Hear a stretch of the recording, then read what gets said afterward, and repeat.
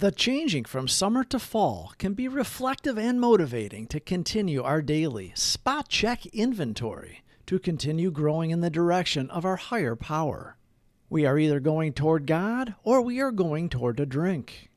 F. Scott Fitzgerald said, "First you take a drink, then the drink takes a drink, then the drink takes you." Liquor is but a symptom. When we remove the alcohol, all that remains is the ism. And that can be a frightening realization. With a higher power, we get rid of the causes and conditions to live a happy, sober life. We're going to start with the Serenity Prayer, and then we'll go into the daily reflections. If you or someone you know are questioning yourselves about whether or not you're an alcoholic or whether they are an alcoholic or drug addict, reach out. We can help you. You don't have to do it alone.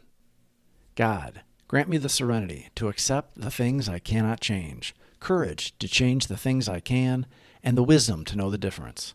Grant me patience with the struggles that take time, an appreciation for all that I have, tolerance of those with different struggles, and the strength to get up and try again, one day at a time. October 10th, fixing me, not you. If somebody hurts us and we are sore, we are in the wrong also. 12 Steps and 12 Traditions, page 90. What a freedom I felt when this passage was pointed out to me. Suddenly I saw that I could do something about my anger. I could fix me, instead of trying to fix them. I believe that there are no exceptions to the axiom. When I am angry, my anger is always self-centered. I must keep reminding myself that I am human, that I am doing the best I can, even when the best is sometimes poor. So, I ask God to remove my anger and truly set me free. A man is about as big as the things that make him angry, is a famous quote by Winston Churchill.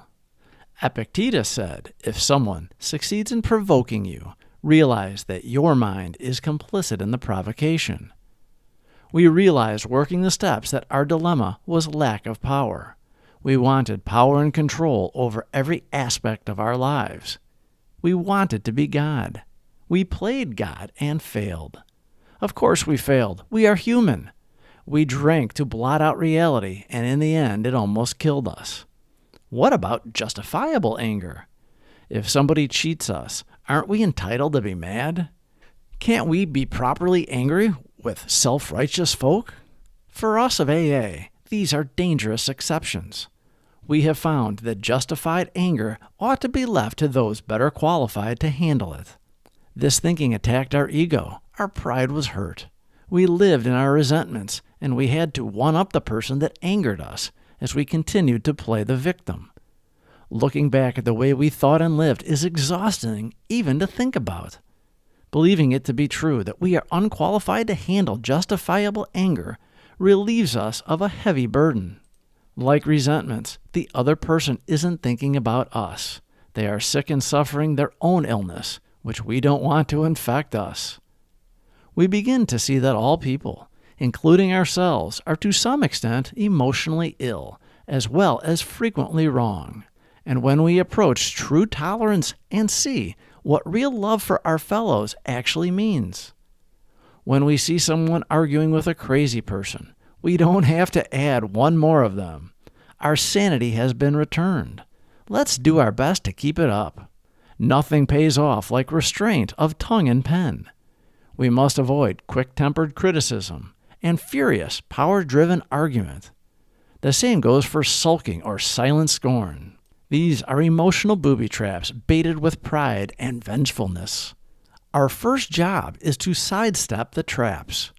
When we are tempted by the bait, we should train ourselves to step back and think.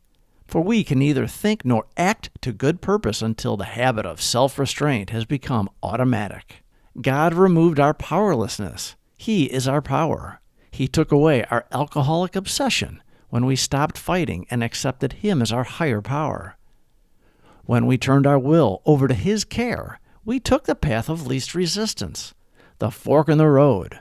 We made a decision to continue with the steps. Faith without works is dead. We must live it. God again removes our shortcomings. It is us who seek them out when we are not spiritually fit. Prayer, meditation, and constant contact with newcomers ensures immunity from the first drink. October 10th. Fixing me, not you. If somebody hurts us and we are sore, we are in the wrong also. 12 Steps and 12 Traditions, page 90. What a freedom I felt when this passage was pointed out to me. Suddenly I saw that I could do something about my anger. I could fix me, instead of trying to fix them. I believe that there are no exceptions to the axiom. When I am angry, my anger is always self-centered. I must keep reminding myself that I am human, that I am doing the best I can, even when the best is sometimes poor.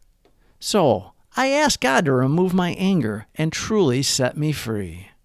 Please subscribe for more videos. Thank you for watching.